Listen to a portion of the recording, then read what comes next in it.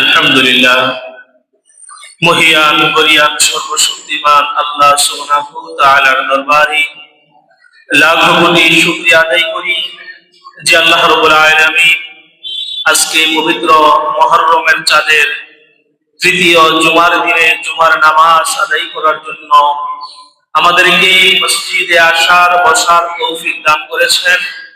সকলেই মহান প্রভুর দরবারে, আলিশান প্রভুর দরবারে অন্তর থেকে শুকরিয়া আদায় করি আলহামদুলিল্লাহ।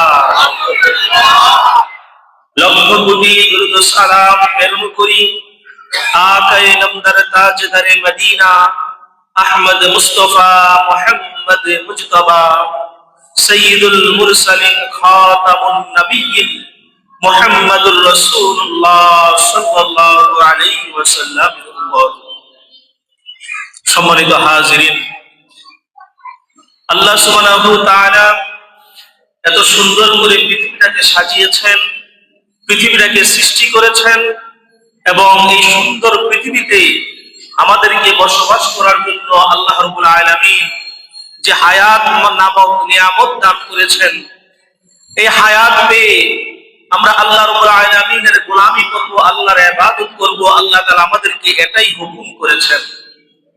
কুরআনুল কারীমে আল্লাহ সুবহানাহু ওয়া তাআলা ঘোষণা করেন, ওয়া মা খালাকতুল জিন্না ওয়াল ইনসা ইল্লা লিয়াবুদুন, আমি মানব এবং জিন জাতিকে সৃষ্টি করেছি একমাত্র আমার গোলামি করার জন্য, আমার ইবাদত বন্দেগী করার জন্য। তো সেই সূত্রে আমরা সকলেই আল্লাহ পাকের গোলাম। একটু জবান খুলে বলেন, আমরা কার গোলাম? আল্লাহর গোলাম। আল্লাহ সুবহানাহু ওয়া তাআলা যেন আমাদেরকে আল্লাহ পাকের খাঁটি গোলাম হিসেবে কবুল করে, আমিন।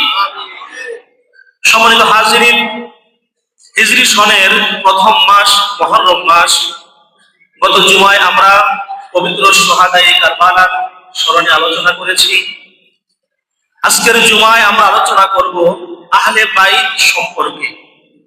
গত জুমায় আমি বলেছিলাম যে আহলে বাইত হচ্ছে তারা যাদেরকে আল্লাহর হাবিব সাল্লাল্লাহু আলাইহি ওয়াসাল্লাম দুনিয়ার মধ্যে ইসলামের শেষ পতাকা ধরার জন্য, ইসলামের শেষ ঝান্ডা উড়ানোর জন্য, সত্যকে জয় করার জন্য যাদেরকে রেখে গিয়েছেন, সেই রাসূলের পরিবার আহলে বাইত, যাদের প্রতি ঈমান, যাদের প্রতি ভালোবাসা হচ্ছে প্রত্যেকটি মুসলমান এবং ঈমানদারের কর্তব্য। আল্লাহর হাবিব সাল্লাল্লাহু আলাইহি ওয়াসাল্লামের হাদিস, আহলে বাইতের প্রেম হচ্ছে ঈমানের অঙ্গ। যার মধ্যে আহলে বাইতের প্রেম নাই, নবীর পরিবারের প্রেম নাই, নবীর আওলাদের প্রতি প্রেম ভালোবাসা নাই, সে কখনো কোনোদিন পরিপূর্ণ ঈমানদার হতে পারে না। আল্লাহর হাবিব সাল্লাল্লাহু আলাইহি ওয়াসাল্লাম দুনিয়ার মধ্যে এসেছেন খাতামুন নবিয়্যিন, তিনি শেষ নবী। তারপরে আর কোনো নবী আসবে না, রাসূল আসবে না, কোনো কিতাব নাজিল হবে না। আল্লাহর হাবিব সাল্লাল্লাহু আলাইহি ওয়াসাল্লাম বলেন, আমার পরে দুনিয়ার কোনো নবী নাই, রাসূল নাই, কোনো কিতাব নাই। আমার পরে দ্বীন প্রচার করবে আমার আহলে বাইত, আমার সাহাবায়ে কেরাম এবং যারা আল উলামা ওয়ারাসাতুল আম্বিয়া, আমার ইলমগুলো শিখে, আমার দ্বীনগুলো শিখে যারা মানুষদের মাঝে প্রচার করবে, তারাও আমি রাসূলের আওলাদ, আমি রাসূলের বংশধর। সুবহানাল্লাহ। আল্লাহর হাবিব সাল্লাল্লাহু আলাইহি ওয়াসাল্লামের আহলে বাইতের আলোচনা করতে গেলে সর্বপ্রথম যে কথাটি বলতে হয়, সর্বপ্রথম যে আলোচনাটি করতে হয়, সেই আলোচনাটি হলো মুসলিম শরীফের হাদিস, আম্মা জান আয়েশা সিদ্দিকা রাদিয়াল্লাহু তাআলা আনহা থেকে বর্ণিত।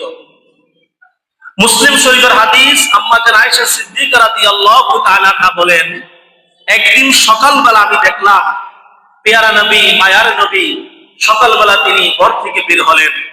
শরীরের মধ্যে একটি কালো চাদর জড়ানো, চাদর আবৃত। সেই চাদরটি ছিল নকশি করা একটি চাদর, কালো রঙের চাদর। তিনি এই চাদরটি আবৃত করে গায়ের মধ্যে দিয়ে তিনি ঘর থেকে বের হলেন এবং বের হওয়ার পর তিনি আলী রাদিয়াল্লাহু তাআলা আনহুর সঙ্গে দেখা হলেন। আল্লাহর হাবিব সাল্লাল্লাহু আলাইহি ওয়াসাল্লাম আলী রাদিয়াল্লাহু তাআলা আনহুকে নিজের কাছে ডাকলেন এবং চাদর দিয়ে তাকেও জড়িয়ে ধরলেন। একটু পরে আবার মা ফাতেমাতুজ জোহরা রাদিয়াল্লাহু তাআলা আনহা তিনিও আসলেন। আল্লাহর হাবিব তাকেও চাদর দিয়ে জড়িয়ে ধরলেন। কিছুক্ষণ পরে ইমামে হাসান হুসাইন রাদিয়াল্লাহু তাআলা আনহুমা তারাও আসলেন। আল্লাহর হাবিব তাদেরকেও চাদরের নিচে আবৃত করে তাদেরকেও জড়িয়ে ধরলেন। আল্লাহর হাবিব সাল্লাল্লাহু আলাইহি ওয়াসাল্লাম ঘোষণা করলেন, আজকে আমার চাদরের নিচে যারা আবৃত অবস্থায় আছে, আমি চাদর দিয়ে যাদেরকে আজকে জড়িয়ে ধরেছি, তারাই হচ্ছে আমার আহলে বাইত, তারাই হচ্ছে আহলে বাইতের সদস্য। সুবহানাল্লাহ। পৃথিবীর বুকে আল্লাহর হাবিব সাল্লাল্লাহু আলাইহি ওয়াসাল্লাম দলিল করে দিয়ে গেলেন, প্রমাণ করে দিয়ে গেলেন, আমার চাদরের নিচে আলী, ফাতেমা, হাসান, হুসাইন রাদিয়াল্লাহু তাআলা আনহুমা তাদেরকে আমি চাদর দিয়ে আবৃত করেছি, চাদর দিয়ে তাদেরকে আমি জড়িয়ে ধরেছি। তারাই হলো আহলে বাইত, তারাই আহলে বাইতের সদস্য, এবং তাদেরকে আল্লাহ সুবহানাহু ওয়া তাআলা দুনিয়া ও আখিরাতে আমি রাসূলের পরে সবচাইতে দামি মর্যাদাবান বানিয়ে দিবে। সুবহানাল্লাহ। এখন প্রশ্ন আসে, তারা যদি আহলে বাইত হয়, তাহলে নবীর স্ত্রীগণ আছেন, নবীর অন্যান্য সন্তানেরা আছেন, অন্যান্য সন্তানদের ঘরে নাতি নাতনিরা আছে, তারা কি হবে? প্রশ্ন আসে কিনা যে এই পাঁচজনকে যদি নবী আহলে বাইত বলে, নবীর পরিবারের সদস্য বলে, তাহলে নবীজির তো স্ত্রীগণ আছে, নবীজির অন্যান্য সন্তানেরা আছে, ওই সন্তানদের নাতি নাতনি আছে, তারা কি? আল্লাহর হাবিব বলেন, তারা হলো আহলে বাইত। চাদরের নিচে যারা, তারা হচ্ছে আহলে বাইত, আর তারা হচ্ছে আহলে বাইত। তাদের মর্যাদা আর তাদের মর্যাদা কখনো এক হতে পারে না, কেননা চাদরের নিচে যাদেরকে আমি আবৃত করেছি তাদের শানে আল্লাহ সুবহানাহু ওয়া তাআলা কুরআনুল কারীমের মধ্যে আয়াত নাযিল করে দিয়েছেন। সূরা আহজাবের 33 নং আয়াতে আল্লাহ সুবহানাহু ওয়া তাআলা বলেন, ইন্নামা ইউরিদুল্লাহু লিইউযহিবা আনকুমুর রিজসা আহলাল বাইতি ওয়া ইউতাহহিরাকুম তাতহীরা। সুবহানাল্লাহ। ওয়া ইউতাহহিরাকুম তাতহীরা। আহলে বাইত যারা, তাদেরকে আমি অপবিত্র থেকে পবিত্র করে রেখেছি, কোনদিন তাদেরকে অপবিত্র স্পর্শ করতে পারবে না। এবার আসেন, আল্লাহর হাবিব যে এই যে চাদর আবৃত করেন, চাদর দিয়ে জড়িয়ে তাদেরকে আহলে বাইত বলে প্রমাণ করলেন, এই হাদিস খানা কোনো দুর্বল হাদিস নয়। আম্মা জান আয়েশা সিদ্দিকা রাদিয়াল্লাহু তাআলা আনহা থেকে বর্ণিত হাদিস। এই আহলে বাইতের যে পাঁচজন, যাদেরকে আমরা পাক পাঞ্জাতন নামে জানি, এই পাক পাঞ্জাতনের ব্যাপারে, আহলে বাইতের ব্যাপারে আজকে সংক্ষিপ্ত আলোচনা করব। আমার আল্লাহ এই পাঁচজনকে দুনিয়া ও আখিরাতে কেমন মর্যাদা দিয়েছেন। সুবহানাল্লাহ। এই যে পাঁচজন, যাদেরকে আমরা পাক পাঞ্জাতন নামে চিনি, আল্লাহর হাবিব হযরত আলী রাদিয়াল্লাহু তাআলা আনহু, মা ফাতেমাতুজ জোহরা রাদিয়াল্লাহু তাআলা আনহা, ইমাম হাসান হুসাইন রাদিয়াল্লাহু তাআলা আনহুমা, এই পাঁচজনের ব্যাপারে কোরআন এবং হাদিসে কি বর্ণনা দেওয়া আছে, তাদের কি মর্যাদা দেওয়া আছে। প্রথমে যদি আমরা আলোচনা করি আল্লাহর হাবিবের ব্যাপারে, আল্লাহর হাবিবের ব্যাপারে আপনি আমি কি বলবো? আমার আল্লাহই তো বলে দিয়েছেন, ওয়া মা আরসালনাকা ইল্লা রাহমাতাল লিল আলামিন। সুবহানাল্লাহ। আমরা বলবো কি? আল্লাহর হাবিবকে সার্টিফিকেট, তার মর্যাদা, তার চরিত্র, তার আচার আচরণের ব্যাপারে আমরা কি বলবো?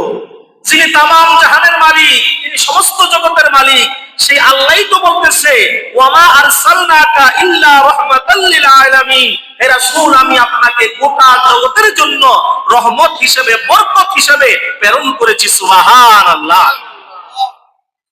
এই আয়াতের সংক্ষিপ্ত ব্যাখ্যা যদি আমরা করি, আল্লাহ তাআলা এখানে কিন্তু আরসালনাকা ইল্লা রাহমাতাল লিল আলাম বলে নাই, আল্লাহ এখানে আরসালনাকা রাহমাতাল লিল নাস বলে নাই। আল্লাহ তাআলা এখানে রাহমাতাল লিল এই দুনিয়া বা অন্য কোন ভিন্ন গ্রহ নিয়ে বলে নাই, আল্লাহ বলেছেন রাহমাতাল লিল আলামিন। নিজের নামের ব্যাপারে আল্লাহ সূরা ফাতিহার শুরুতে বলেছেন আলহামদুলিল্লাহি রাব্বিল আলামিন, আর বন্ধুর ব্যাপারে বলেছেন ওয়ামা আরসালনাকা ইল্লা রাহমাতাল লিল আলামিন। দোনো আলামিন আছে না নাই? সূরা ফাতিহায় আলহামদুলিল্লাহি রাব্বিল আলামিন, আর এখানে ওয়ামা আরসালনাকা ইল্লা রাহমাতাল লিল আলামিন। আল্লাহ তাআলা প্রমাণ করে দিলেন শুধু পৃথিবী নয়, শুধু মঙ্গল গ্রহ নয়, শুধু বুধ নয়, অন্যান্য গ্রহ নয়, আমি আল্লাহর যত গ্রহ আছে, আমি আল্লাহর যত নক্ষত্র আছে, আমি আল্লাহর যতগুলো আলম, যতগুলো জগৎ আছে, যা তোমরা জানো, যা তোমরা জানো না, যা তোমরা দেখো, যা তোমরা দেখো না, সমস্ত জায়গার মধ্যে আমি আল্লাহর শক্তি যেমন বিরাজমান, ঠিক তেমনি ভাবে সমস্ত জায়গায় আমার নবীর রহমত বিরাজমান। সুবহানাল্লাহ। আমি আল্লাহর শক্তি যেমন সব জায়গায় বিরাজমান, শুধু পৃথিবীর মধ্যে না, মঙ্গল গ্রহের মধ্যে আল্লাহর শক্তি আছে না নাই? জবান খুলে বলেন আছে না নাই? চাঁদের দেশে আল্লাহর শক্তি আছে না নাই? সূর্যের দেশে আল্লাহর শক্তি আছে না নাই? সাত জমিনের নিচে আল্লাহর শক্তি আছে না নাই? আল্লাহ তাআলা বলেন আমার শক্তি যেমন সব জায়গায় বিরাজমান, আমার রাসূলের রহমত সব জায়গায় বিরাজমান। তার মানে আমি আল্লাহ যেখানে, আমার রাসূলও সেখানে। তার মানে চাদর আবৃত এই পাক পাঞ্জাতনের মধ্যে এক নম্বরে রহমাতাল লিল আলামিন, রহমাতাল লিল আলামিনের ব্যাপারে স্বয়ং সার্টিফিকেট দিতেছে আল্লাহ। সুবহানাল্লাহ। এরপরে এই রহমাতাল লিল আলামিনের ব্যাপারে আল্লাহ রাব্বুল আলামিন বলেছেন কুরআনুল কারীমের মধ্যে, ওয়া ইন্নাকা লাআলা খুলুকিন আযীম। আমি আপনাকে উত্তম চরিত্রে, আমি আপনাকে সবচাইতে দামি চরিত্র দিয়ে আপনাকে আমি সৃষ্টি করেছি, আপনাকে আমি দুনিয়ায় প্রেরণ করেছি। সুবহানাল্লাহ। আল্লাহর হাবিবের মর্যাদা, আল্লাহর হাবিবের শান মান কোনদিন গেয়ে শেষ করা যাবে না। কেননা আল্লাহর হাবিব সাল্লাল্লাহু আলাইহি ওয়াসাল্লাম গোটা পৃথিবীর মধ্যে সবচাইতে দামি, সবচাইতে শ্রেষ্ঠ। নিজের শ্রেষ্ঠত্বের কথা বলতে গিয়া আল্লাহর হাবিব সাল্লাল্লাহু আলাইহি ওয়াসাল্লাম বলেন, সহিহ মুসলিম শরীফের 2276 নম্বর হাদিস, আল্লাহর হাবিব সাল্লাল্লাহু আলাইহি ওয়াসাল্লাম বলেন, আল্লাহ রাব্বুল আলামিন আমাকে ইসমাঈল নবীর বংশ থেকে কিনানা বংশের মধ্যে নাজিল করেছেন, কিনানা বংশ থেকে কুরাইশি বংশের মধ্যে নাজিল করেছেন। কুরাইশি বংশ থেকে সবচাইতে উত্তম যেই গোত্র, সবচাইতে উত্তম যেই এলাকা হাশিমি গোত্র, ওই হাশিমি গোত্রের মধ্যে আমাকে প্রেরণ করেছেন। আর হাশিমি গোত্রের মধ্যে হাজার হাজার বনু হাশিম, তাদের মধ্য থেকে আল্লাহ সুবহানাহু ওয়া তাআলা আমাকে রাসূল হিসেবে প্রেরণ করেছেন। সুবহানাল্লাহ। আল্লাহর হাবিব নিজের বর্ণনা নিজেই দিতেছেন যে আমি কে, আমি হচ্ছি ইসমাঈল নবীর বংশধর। ইসমাঈল নবীর পরে কিনানা বংশের মধ্যে আল্লাহ আমার ধারাবাহিকতা চালু রেখেছেন। কিনানা বংশ থেকে কুরাইশ বংশ, কুরাইশ বংশের মধ্যে আবার হাশিমি গোত্র, হাশিমি গোত্রের মধ্যে বনু হাশিম যারা হাজার হাজার মানুষ, তাদের মধ্য থেকে আল্লাহ আমাকে রাসূল হিসেবে, নবী হিসেবে প্রেরণ করেছেন। তার মানে ইসমাঈল নবী থেকে আরম্ভ করে এই আমার হাশিমি গোত্র পর্যন্ত আমার যে ধারাবাহিক সিলসিলা, এই ধারাবাহিক সিলসিলার মধ্যে আল্লাহ পাক কোনো নাপাকি প্রবেশ করায় নাই, কোনো হারাম কাজ করায় নাই, কোনো গুনাহের কাজ করায় নাই, কোনো শিরকি কাজ করায় নাই। তাদের মাধ্যমে আল্লাহ আমাকে পবিত্র অবস্থায় দুনিয়ার মধ্যে প্রেরণ করেছেন। সুবহানাল্লাহ। সেই পাক পাঞ্জাতনের এক নম্বরে আল্লাহর হাবিব চাদরাবৃত, যিনি নিজে চাদরাবৃতকারী। দুই নম্বরে চাদরের মধ্যে প্রবেশ করিয়েছেন হযরতে আলী রাদিয়াল্লাহু তাআলা আনহু, যে আলীর ব্যাপারে বলা হয় পৃথিবীর মধ্যে আলী ব্যতীত কোনো বীর নাই, জুলফিকার ছাড়া কোনো তলোয়ার নাই। সুবহানাল্লাহ। পৃথিবীর মধ্যে যদি কোনো বীর থাকে, কোনো বাহাদুর থাকে, কোনো সেনাপতি থাকে, সে বীর বাহাদুর সেনাপতি একজনই, তার নাম কি? আলী। এবং আলী রাদিয়াল্লাহু তাআলা আনহু যে তলোয়ার ব্যবহার করতেন, তিনি যেই তলোয়ার নিয়ে যুদ্ধের ময়দানে ঝাঁপিয়ে পড়তেন, ওই তলোয়ারের নাম ছিল জুলফিকার। নাম কি? জুলফিকার। এই জন্য কবি বলেন যে পৃথিবীর মধ্যে আলী ছাড়া কোনো বীর নাই, জুলফিকার ছাড়া কোনো তলোয়ার নাই। কেননা এই জুলফিকার দিয়ে ইসলামের অনেক বড় বড় জিহাদ গুলো তিনি জয় অর্জন করে নিয়ে এসেছেন। ইসলামের অনেক বড় বড় কল্যাণ তিনি এই জুলফিকার দিয়ে করেছেন। এই জন্য পৃথিবীর মধ্যে যদি কোনো তলোয়ার থাকে, দামি তলোয়ার, দুইটার নাম হলো জুলফিকার। সুবহানাল্লাহ। আপনারা শুনলে আরো অবাক হয়ে যাবেন। আলী রাদিয়াল্লাহু তাআলা আনহুর মর্যাদা বলতে গিয়ে আমি আরেকটি মেসেজ আপনাদেরকে দিতে চাই। পৃথিবীর মধ্যে একমাত্র ব্যক্তি যার জন্ম হয়েছে খানায়ে কাবার ভিতরে, তিনি হলেন আলী রাদিয়াল্লাহু তাআলা আনহু। সুবহানাল্লাহ। তার জন্ম হয়েছে কোথায়? খানায়ে কাবার ভিতরে। একমাত্র ব্যক্তি, আর কারো জন্ম খানায়ে কাবার ভিতরে হয় নাই। পৃথিবীর মধ্যে আলী রাদিয়াল্লাহু তাআলা আনহু দুনিয়ায় যখন আগমন করেন, তিনি যখন ভূমিষ্ঠ হবেন, দুনিয়া আগমন করবেন, যেই জায়গাটা, যে স্থানটা হলো খানায়ে কাবার ভিতরে। আল্লাহ সুবহানাহু ওয়া তাআলা আলী রাদিয়াল্লাহু তাআলা আনহুকে কেমন ভাবে পছন্দ করেছেন। তার জন্মের শুরু হলো পবিত্র জায়গায় খানায়ে কাবায়। তিনি যখন ছোটবেলা শৈশবে বেড়ে উঠতে লাগলেন, চাচা আবু তালেবের কাছে গিয়া আল্লাহর হাবিব বলেন, ও চাচা, আপনার এতগুলো সন্তানের মধ্যে আলীকে আমার অনেক ভালো লাগে, অনেক পছন্দ হয়, আপনি আলীকে আমার কাছে দিয়ে দেন, আলীকে আমি আমার ঘরের মধ্যে লালিত পালিত করব। সুবহানাল্লাহ। তার মানে আলী রাদিয়াল্লাহু তাআলা ছোটবেলা থেকেই, তিনি বুঝার আগে থেকেই, বয়স হওয়ার আগে থেকেই আল্লাহর হাবিবের ঘরে লালিত পালিত। আর আল্লাহর হাবিবের কাছে যিনি লালিত পালিত হয়, পৃথিবীর মধ্যে ওই লোকটা দামি না কম দামি? দামি। কারণ তার মধ্যে কোনো ভেজাল নাই, কোনো খারাপিয়াত নাই, কোনো অকল্যাণ নাই। আল্লাহর হাবিবের উত্তম চরিত্র দেখে দেখে তার চরিত্রটাকে উত্তম করে দিয়েছেন কে? আল্লাহ। আলী রাদিয়াল্লাহু তাআলা ছোটবেলা থেকে আল্লাহর হাবিবের ঘরে লালিত পালিত হতে লাগলেন। আল্লাহর হাবিব সাল্লাল্লাহু আলাইহি ওয়াসাল্লাম তাকে নিয়ে আসলেন। আল্লাহর হাবিবের ঘরে তিনি লালিত পালিত হলেন।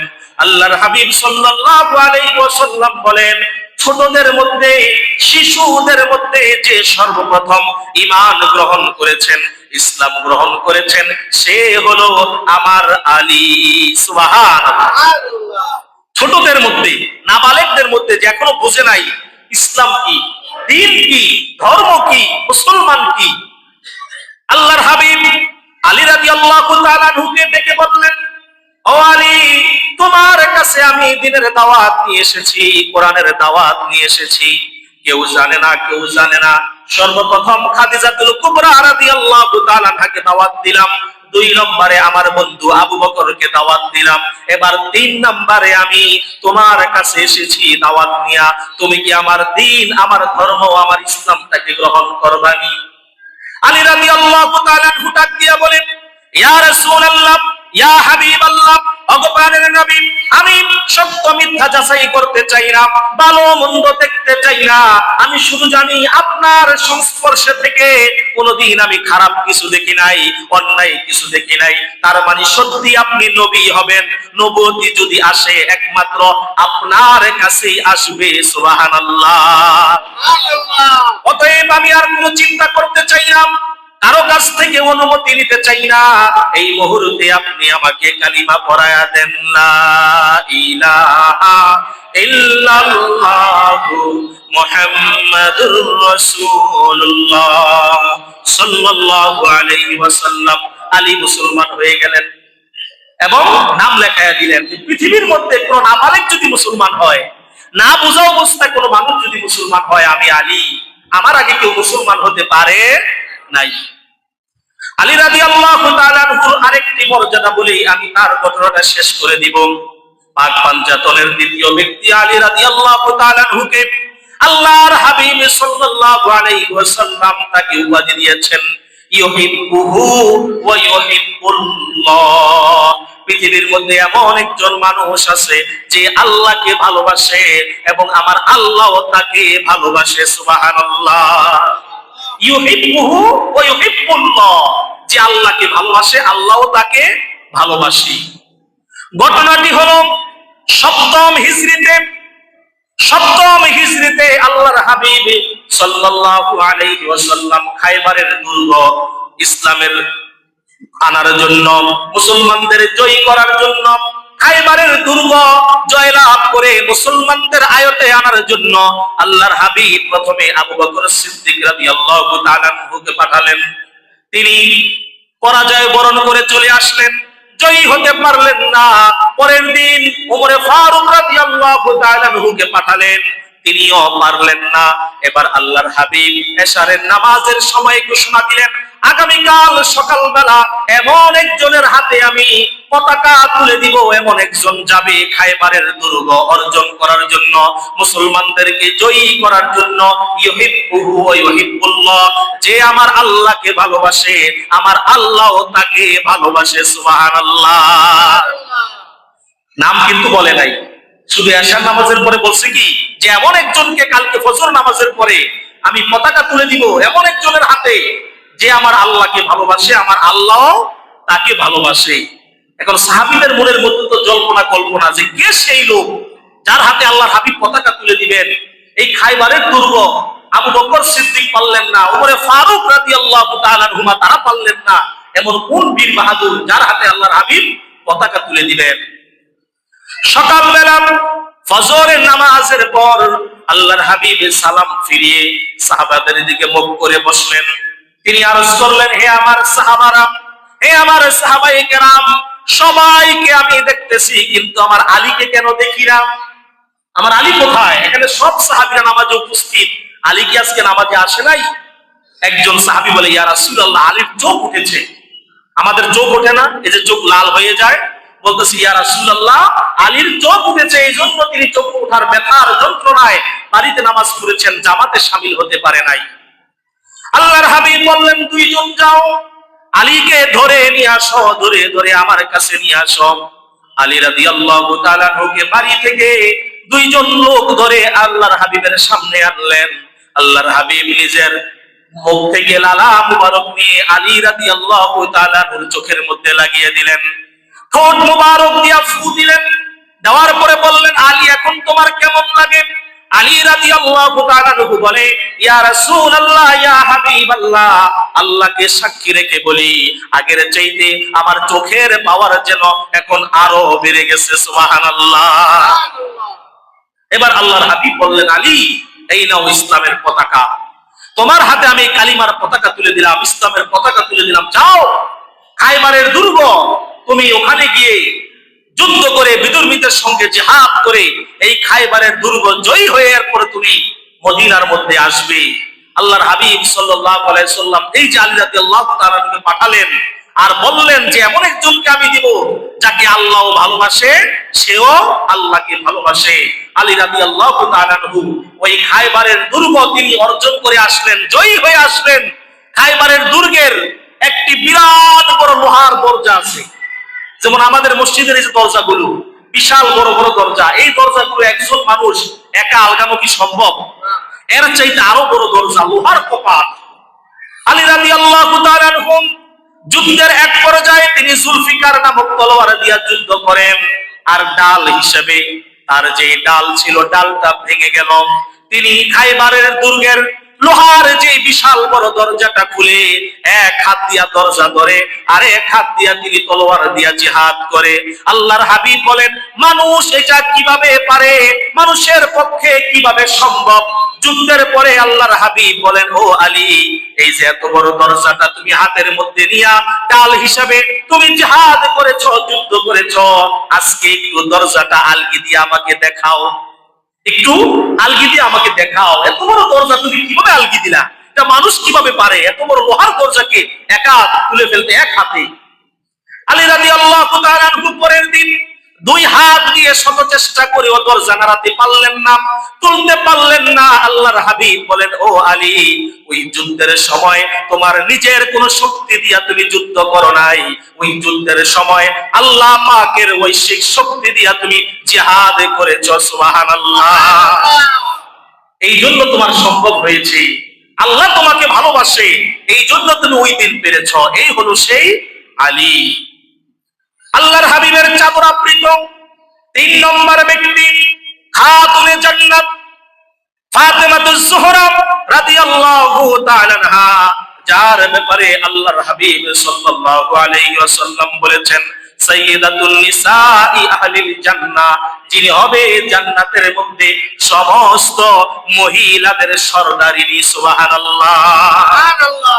জান্নাতের মধ্যে যিনি হবে সমস্ত মহিলাদের সরদারিনী, সমস্ত মা বোনদেরকে যিনি নেতৃত্ব দিবেন, সমস্ত মা বোনদেরকে যিনি জান্নাতের মধ্যে যিনি সরদারিনী হয়ে যাবেন, নেতা হয়ে যাবেন, তিনি হলেন খাতুনে জান্নাত ফাতেমাতুজ জোহরা রাদিয়াল্লাহু তাআলা আনহা। সুবহানাল্লাহ। জিবরাইল আমিন আল্লাহর হাবিবের কাছে আসলেন, এসে আরজ করলেন, ইয়া রাসূলুল্লাহ, ইয়া হাবিবাল্লাহ, আল্লাহ রাব্বুল আলামিন আমাকে আপনার কাছে পাঠিয়েছেন। কেন পাঠিয়েছেন? জিবরাইল আমিন বলেন, ইয়া রাসূলুল্লাহ, ইয়া হাবিবাল্লাহ, আল্লাহ রাব্বুল আলামিন এই জন্য আপনার কাছে আমাকে পাঠিয়েছেন। আল্লাহ রাব্বুল আলামিন উর্দু জগতে আসমানের মধ্যে আল্লাহ রাব্বুল আলামিনের কাছে আলী এবং ফাতেমার বিবাহ আল্লাহ রাব্বুল আলামিন সম্পূর্ণ করে দিয়েছেন। উর্দু জগতে তাদের বিবাহ হয়ে গেছে। আল্লাহ আমাকে আদেশ করেছেন আপনাকে সালাম দেওয়ার জন্য এবং দুনিয়ার মধ্যে আলী এবং ফাতেমার বিবাহের কাজ সম্পাদন করার জন্য। সুবহানাল্লাহ। চিন্তা করে দেখেন, দুনিয়ার মধ্যে একজন ছেলে একজন মেয়ের বিবাহ হবে, সম্বন্ধ আসে কার থেকে? বলেন কার থেকে? আল্লাহর থেকে। আল্লাহ রাব্বুল আলামিন জিবরাইল আমিনকে পাঠালেন, জিবরাইল তুমি যাও, যাও গিয়ে আলী রাদিয়াল্লাহু তাআলা আনহু এবং ফাতেমার বিবাহের সব কথাটি তুমি আল্লাহর হাবিবকে জানায়া দাও। আল বিদায়া ওয়ান নিহায়া কিতাবের মধ্যে বর্ণিত আছে, আব্দুল্লাহ ইবনে মাসউদ রাদিয়াল্লাহু তাআলা আনহু থেকে বর্ণিত, তিনি বলেন আল্লাহর হাবিবের কাছে জিবরাইল আমিন আসলেন, এসে বললেন, ইয়া রাসূলুল্লাহ, আল্লাহ আপনাকে সালাম দিয়েছেন এবং আল্লাহ বলেছেন এই দুনিয়ার মধ্যে আলী এবং ফাতেমার বিবাহ আপনি সম্পাদন করে দেন, কেননা উর্দু জগতে আমার আল্লাহ তাদের বিবাহকে কবুল করেছেন। সুবহানাল্লাহ। এই পৃথিবীর মধ্যে আলী এবং ফাতেমা রাদিয়াল্লাহু তাআলা আনহা তাদের বিবাহের ব্যাপারে স্বয়ং আল্লাহ রাব্বুল আলামিন গণ খালি করেছেন। আল্লাহ প্রস্তাব দিয়েছেন। পৃথিবীর মধ্যে তাদেরকে কেমন মর্যাদা, কেমন দাম দেওয়া হলো, এই পৃথিবীর মধ্যে দ্বিতীয় আর কেউ নাই যাদেরকে আল্লাহর পক্ষ থেকে বিবাহের জন্য আদেশ করা হয়েছে। কি বলেন, আছে? নাই। হ্যাঁ, আরেকজন আছে। আরেকজনের ব্যাপারে আল্লাহ রাব্বুল আলামিন আদেশ করেছেন স্বপ্ন যোগে। এটা হলো আমার রাসূল সাল্লাল্লাহু আলাইহি সাল্লামকে আল্লাহ তাআলা স্বপ্ন যোগে বারবার দেখালেন যে তিনি যেন আম্মাজান আয়েশা সিদ্দিকা রাদিয়াল্লাহু তাআলা আনহা, আবু বকর সিদ্দিক রাদিয়াল্লাহু তাআলা আনহুর মেয়েকে তিনি যেন বিবাহ করেন। তো নবীদের স্বপ্ন হলো ওহী। নবীদের স্বপ্ন কি? ওহী। নবীরা যার স্বপ্ন দেখে এগুলো আল্লাহর পক্ষ থেকে দেখে। তো স্বপ্ন যুগে রাসূলকে আল্লাহ রাব্বুল আলামিন দেখিয়েছেন। আর এইদিকে আলী এবং ফাতেমার বিবাহের ব্যাপারে আল্লাহ তাআলা স্বয়ং জিবরাইলকে পাঠিয়ে দিয়েছেন, যাও তুমি গিয়ে আমার বন্ধুকে বলো আমার বন্ধু যেন আলী রাদিয়াল্লাহু তাআলা আনহুর বিবাহের কাজটা সম্পাদন করে। সুবহানাল্লাহ। হযরত আলী রাদিয়াল্লাহু তাআলা আনহু তিনি তো সাধারণ গরিব মানুষ, রাসূলের ঘরে লালিত পালিত, রাসূলের চাচাতো ভাই। তখন পর্যন্ত আল্লাহর হাবিব সাল্লাল্লাহু আলাইহি সাল্লামের কাছে পরিপূর্ণ দ্বীন আসে নাই, ইসলামের বিধানগুলো আসে নাই। আল্লাহর হাবিব সাল্লাল্লাহু আলাইহি ওয়াসাল্লাম আপন চাচাতো ভাই আলী রাদিয়াল্লাহু তাআলা আনহুর সঙ্গে নিজের মেয়ে ফাতেমাতুজ জোহরা রাদিয়াল্লাহু তাআলা আনহার বিবাহ তিনি প্রস্তাব দিলেন। এবার বললেন, ও আলী, আমার মেয়েকে যে বিবাহ করবে দেন মোহর দিবে কি? আমার মেয়েকে যে বিবাহ করবে তুমি অনুষ্ঠান করে খাওয়াবে কি? বাবা হিসাবে প্রস্তাব দিলেন, জিজ্ঞাসা করলেন যে তুমি কি দেন মোহর দিবা, কিভাবে কি করবা? আলী রাদিয়াল্লাহু তাআলা আনহু বলে, ইয়া রাসূলুল্লাহ, ইয়া হাবিবাল্লাহ, আমার নিজের বলতে মাত্র তিনটা জিনিস আছে। কয়টা? তিনটা, আর কিছুই নাই। এক হলো আমার জুলফিকার তলোয়ার, দ্বিতীয় হচ্ছে আমার ডাল, যেই ডালটা যুদ্ধের ময়দানে গিয়ে ভেঙে গেছে, আর তিন নম্বরে চামড়ার একটা থলে যেটার মধ্যে আমি পানি নিয়ে নিয়ে যুদ্ধের ময়দানে পানি সরবরাহ করে নিয়ে যাই। এই তিনটা জিনিস ছাড়া আমার কাছে আর কিছুই নাই। আলী রাদিয়াল্লাহু তাআলা আনহু নিজের ভাঙা ডালটা বাজারে নিয়ে গেলেন বিক্রি করার জন্য। এমনই সময় ওসমান গনি রাদিয়াল্লাহু তাআলা আনহুর সঙ্গে দেখা। ওসমান গনি বলে, হে আলী, বাজারের মধ্যে কি নিয়ে আসছো বিক্রি করার জন্য? ওই যে আমার ঢালটা নিয়ে আসছি বিক্রির জন্য। ওসমান গনি হেসে দিলেন, তোমার এই ভাঙা ডাল কে কিনবে? ঢাল তো ব্যবহার করা হয় যুদ্ধের ময়দানে শত্রুপক্ষের আঘাতকে ফিরানোর জন্য, তো তোমার ঢাল তো ভাঙা, এটা নিয়ে কি কাজ করবে? মানুষ কি কাজে লাগাবে? তো তুমি কেন বিক্রি করতে চাও? আলী রাদিয়াল্লাহু তাআলা আনহু বললেন, আল্লাহর হাবিব তার মেয়ের সঙ্গে আমাকে বিবাহের প্রস্তাব দিয়েছেন, এখন বিবাহ করতে হলে আমাকে দেনমোহর দিতে হবে, স্বামী হিসেবে আমার কিছু বাজার সদাই করতে হবে, এখন আমার তো কিছুই নাই, এই জন্য আমি আমার ঢালটাকে বিক্রি করতে চাই। ওসমান গনি রাদিয়াল্লাহু তাআলা আনহু প্রশ্ন করলেন, কত হলে তুমি বিক্রি করবে? আলী রাদিয়াল্লাহু তাআলা আনহু বলে, আমার কিছু চাওয়ার নাই, এই ঢালটার দাম আর কয় রিয়াল হবে, কয় মুদ্রা হবে? হয়তোবা 2-3 দিনার, 2-3 মুদ্রা, এর বেশি হবে না। ওসমান গনি রাদিয়াল্লাহু তাআলা আনহু ওই সময়ে আলী রাদিয়াল্লাহু তাআলা আনহুকে তিনি 25 দিনার দিলেন, যে যাও আলী, আমি তোমাকে 25টি দিনার 25টি মুদ্রা দিলাম, এই মুদ্রা দিয়া তুমি ফাতেমাতুজ জোহরা রাদিয়াল্লাহু তাআলা আনহার দেনমোহর পরিশোধ করবে এবং তোমার ঘরের মধ্যে তুমি বাজার সদাই করবে। সুবহানাল্লাহ। আল্লাহর হাবিব সাল্লাল্লাহু আলাইহি সাল্লাম তাদের এই যে বিবাহ সম্পাদন করলেন, কার হুকুমে? আল্লাহর হুকুমে। তো দুনিয়ার মধ্যে আলী এবং ফাতেমা তাদের বিবাহ হয়েছে, তাদের ঘর সংসার হয়েছে, তারা একত্রিত হয়েছে কার হুকুমে? আল্লাহর হুকুমে। সম্মানিত হাজিরিন, সবাই যেহেতু কম, খুব সংক্ষিপ্ত করে কথাগুলো বলে যেতে হবে। তা আমরা চাদর আবৃত পাক পাঞ্জাতন আল্লাহ রাব্বুল আলামিনের রাসূলের আহলে বাইতের 3 জনের ব্যাপারে জানলাম। এবার লাস্ট 2 জন যাদেরকে বলা হয়েছে সাইয়্যিদা শাবাবি আহলিল জান্নাহ, যারা হবে জান্নাতের মধ্যে যুবকদের সরদার, ইমাম হাসান হুসাইন রাদিয়াল্লাহু তাআলা আনহুমা। একবার ওমর ফারুক রাদিয়াল্লাহু তাআলা আনহু তিনি আল্লাহর হাবিবের কাছে আসলেন, আসার পরে দেখলেন আল্লাহর হাবিব সাল্লাল্লাহু আলাইহি ওয়াসাল্লামের কাছে 2 নাতি বায়না করতেছে, ও নানা, আমাদের সমবয়সী কত সন্তানেরা, কত ছেলেরা ওটের উপরে উঠে ঘুরে, ঘোড়ার উপরে উঠে সওয়ার হয়, কিন্তু আমাদের ঘোড়া নাই, ওট নাই, আমরা কিসের উপরে উঠবো? আমাদেরকে একটা ঘোড়া কিনে দেন।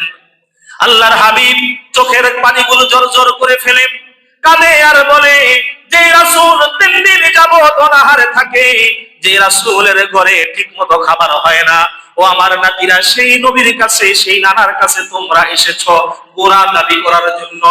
তোমাদেরকে ঘোড়া কিনে দেওয়ার সামর্থ্য আমার নাই, ঘোড়া কিনে দেওয়ার মতো ক্ষমতা আমার নাই, তবে হ্যাঁ, একটা ক্ষমতা আছে, ওই ক্ষমতা হলো আমি তোমাদের নানা নিজে তোমাদের জন্য ঘোড়া হয়ে যেতে পারি। সুবহানাল্লাহ। আমি নানা, যেই নানা হলো সাইয়্যিদুল মুরসালিন, যেই নানা হলো খাতামুন নবিয়্যিন, যে নানা হলো 2 জাহানের বাদশা, সেই নানা বলতেছে যে আমার তো সামর্থ্য নাই, কিন্তু আমি পারি তোমাদের জন্য আমি নিজে ঘোড়া হয়ে যেতে, তোমরা আমার উপরে সওয়ার হও, আমি একটু তোমাদেরকে ঘোড়ার আনন্দ আমি নানা নিজে তোমাদেরকে দিতে পারি। সুবহানাল্লাহ। আল্লাহর হাবিব সাল্লাল্লাহু আলাইহি ওয়াসাল্লাম কামলিওয়ালা মায়ার নবী, নূর নবী, নিজে ঘোড়া হয়ে গেলেন, নাতিদেরকে পিঠের উপরে বসালেন, তিনি ঘোড়ার মতো করে নাতিদেরকে আনন্দ দিতে লাগলেন। আল্লাহর হাবিব সাল্লাল্লাহু আলাইহি সাল্লামের এই দৃশ্য দেখে সাহাবী ওমর ফারুক রাদিয়াল্লাহু তাআলা চোখের পানিগুলো ঝরঝর করে ফেলে আর কান্দে বলে, বাহ বাহ, কত চমৎকার চমৎকার, যে ঘোড়ার উপরে তোমরা উঠেছো, এই ঘোড়াটা কত সুন্দর দেখতে, চমৎকার। সুবহানাল্লাহ। যে ঘোড়ার উপরে তোমরা উঠেছো, যে রহমাতাল লিল আলামিনের উপরে তোমরা উঠেছো, তিনি কতই না সুন্দর, কত সৌভাগ্য তোমাদের, তোমরা এমন ঘোড়ার উপরে উঠেছো যিনি হলো গোটা জাহানের মধ্যে সবচাইতে দামি। সুবহানাল্লাহ। আল্লাহর হাবিব সাথে সাথে ওমরে ফারুকের কথাটা শুনে তিনি উত্তর দিলেন, ওমরে ফারুক, তুমি ঘোড়ার দিকে তাকাইলা, ঘোড়ার প্রশংসা করলা, ঘোড়াকে তুমি দামি বললা, কিন্তু ঘোড়ার উপরে আমার যেই 2 জন আদরের দুলাল, আমার যেই 2 জন কলিজার টুকরা ঘোড়ার উপরে সওয়ার হয়েছে, তুমি তাদের কথা বললা না। শোনো শোনো, আমি ঘোড়ার চাইতে আমার সওয়ারি গুলো আরো বেশি দামি। সুবহানাল্লাহ। আমার চাইতে আমার কলিজার টুকরা নাতিগুলো, আমার উপরে যারা সওয়ার হয়েছে, যারা আজকে আনন্দ নিতেছে ঘোড়ার, তারাই পৃথিবীর মধ্যে আরো বেশি দামি, আরো বেশি মর্যাদাবান। সুবহানাল্লাহ। তাদেরকে আমার আল্লাহ জান্নাতের যুবকদের সর্দার বলে আল্লাহ ঘোষণা করেছেন। তাদেরকে আমার আল্লাহ সাইয়্যিদা শাবাবি আহলিল জান্নাহ বলে ঘোষণা করেছেন। তাদেরকে আমার আল্লাহ দুনিয়ার মধ্যে জান্নাতের সার্টিফিকেট দিয়েছেন। তাদেরকে আমার আল্লাহ দুনিয়ার মধ্যে সুদর্শন পুরুষ, সবচাইতে সুন্দর, উত্তম আদর্শ, উত্তম চরিত্র, উত্তম সুরত আল্লাহ তাআলা তাদেরকে ঘোষণা দিয়েছেন। সুবহানাল্লাহ। সেই ইমামে হাসান হুসাইন রাদিয়াল্লাহু তাআলা আনহুমা তারা যখন দুনিয়ার মধ্যে আগমন করেন, তৃতীয় হিজরিতে ইমাম হাসান দুনিয়া আগমন করলেন। আগমন করার পর তাদের পিতা আলী রাদিয়াল্লাহু তাআলা আনহু তিনি হাসানের নাম রাখলেন হারব। হারব মানে যুদ্ধ, কারণ আলী একজন সেনাপতি, যোদ্ধা, এই জন্য তার সন্তানের নাম রাখলেন কি হারব। হারবকে আরবিতে বলা হয় যোদ্ধা। এবং আরেক বর্ণনায় আছে তিনি নাম রাখলেন হামজা। হারব বা হামজা এই নাম তিনি রাখলেন। চতুর্থ হিজরিতে হুসাইন রাদিয়াল্লাহু তাআলা আনহু যখন দুনিয়া আগমন করলেন, এখনো তিনি হুসাইন হয় নাই, এখনো হাসান হয় নাই। হুসাইন রাদিয়াল্লাহু তাআলা আনহুর পিতা তার সন্তানের নাম রাখলেন হামজা। হারব প্রথম সন্তানের নাম রাখলেন হারব এবং হামজা, আর দ্বিতীয় সন্তান হুসাইন রাদিয়াল্লাহু তাআলা আনহু, এই হুসাইন রাদিয়াল্লাহু তাআলা আনহুর নাম রাখলেন জাফর। জাফর হচ্ছে আলী রাদিয়াল্লাহু তাআলা আনহুর আরেক চাচার নাম। ওই চাচার নামে মিল রেখে তিনি রাখলেন, হুসাইনের নাম রাখলেন জাফর, আর হাসানের নাম রাখলেন প্রথমেই হারব বা হামজা। আল্লাহর হাবিব সাল্লাল্লাহু আলাইহি সাল্লাম একদিন দুজন নাতিকে একত্রিত করে দুটি নাতিকে কোলের মধ্যে নিয়ে আল্লাহর হাবিব আলী রাদিয়াল্লাহু তাআলা আনহুকে ডাক দিয়া বললেন, হে আলী, তুমি তো সন্তানদের নাম রেখেছো হামজা এবং জাফর, তোমার এই সন্তানদের নামগুলো আমার কাছে পরিবর্তন করার জন্য আল্লাহর পক্ষ থেকে আদেশ এসেছে। সুবহানাল্লাহ। কার পক্ষ থেকে? আল্লাহর পক্ষ থেকে। আল্লাহর পক্ষ থেকে আদেশ এসেছে, তুমি বলো এখন আমি কি করতে পারি?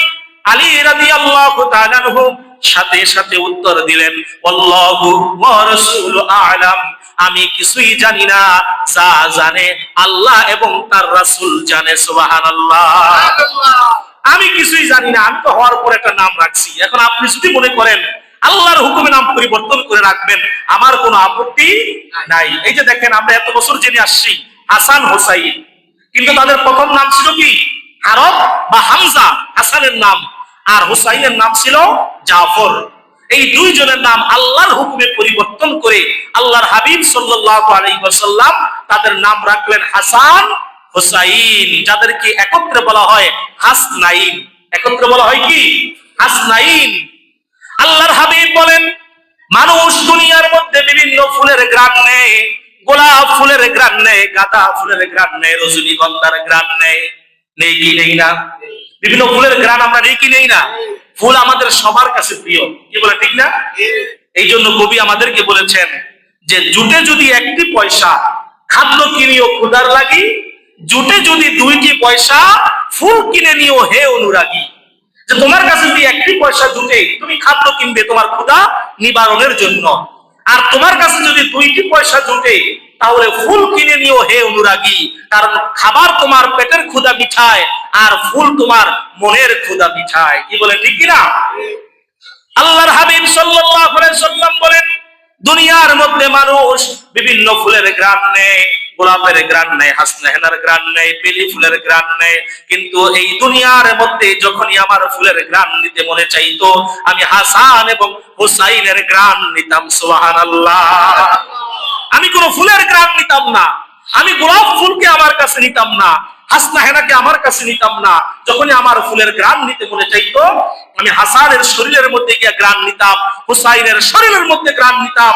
তাদের শরীর থেকে আমি যে জান্নাতি ঘ্রাণ পেতাম, এমন সুমিষ্ট ঘ্রাণ এই পৃথিবীর মধ্যে আমি আর পাই নাই। সুবহানাল্লাহ। এই জন্য তাদের নাম রাখা হয়েছে হাসান হুসাইন। হাসনাইন মানে দুই ফুলের অধিকারী, দুই নূরের অধিকারী।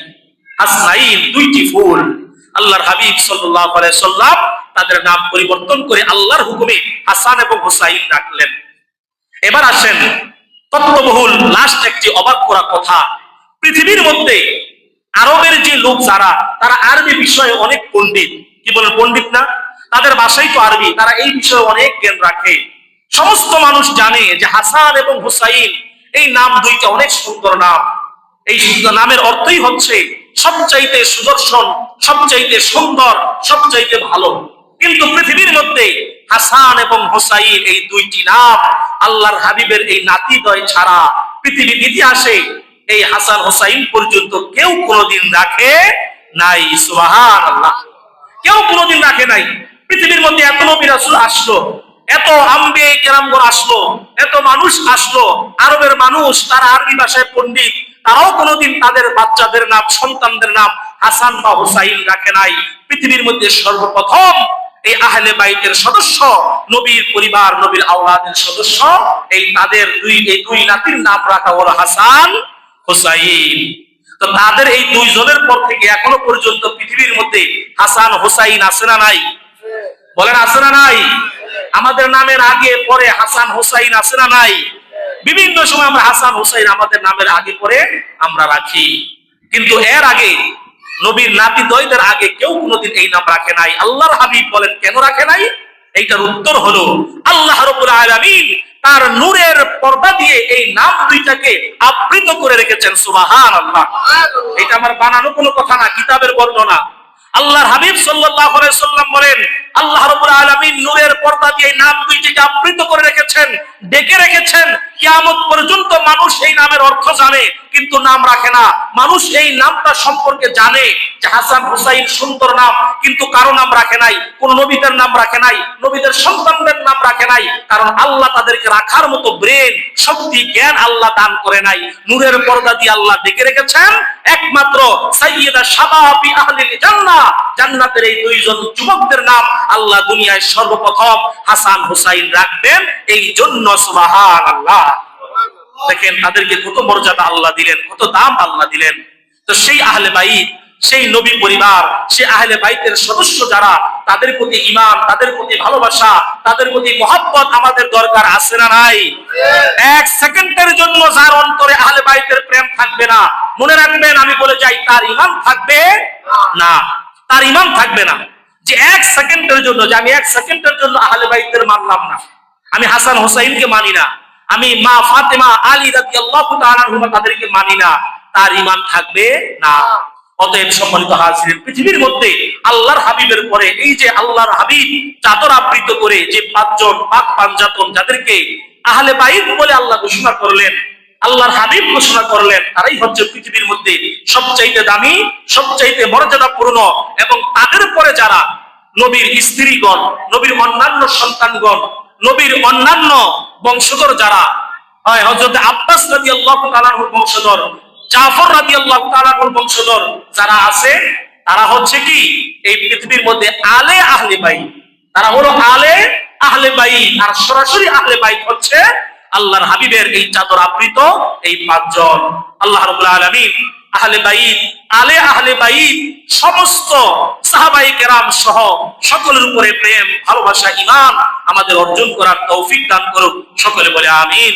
আল্লাহ তাআলা কিয়ামত পর্যন্ত আহলে বাইতের মর্যাদা যেমন অক্ষুণ্ণ রেখেছেন, আহলে বাইতের সম্মান মর্যাদা যেমন সুউচ্চ রেখেছেন, ওই মর্যাদার গোলামি যেন আমরা করতে পারি। কিয়ামতের ময়দানে আহলে বাইতের পিছনে পিছনে ওই কাতারে সদস্য হয়ে আমরা যেন আল্লাহ পাকের জান্নাতুল ফেরদাউসে প্রবেশ করতে পারি। আল্লাহ তাআলা আমাদের কবুল করুক, আহলে বাইতের প্রেম, ভালোবাসা, মহব্বত অর্জন করার তৌফিক দান করুক। আমিন। ওয়া আখির দাওয়ানা আলহামদুলিল্লাহি রাব্বিল আলামিন। আসসালামু আলাইকুম।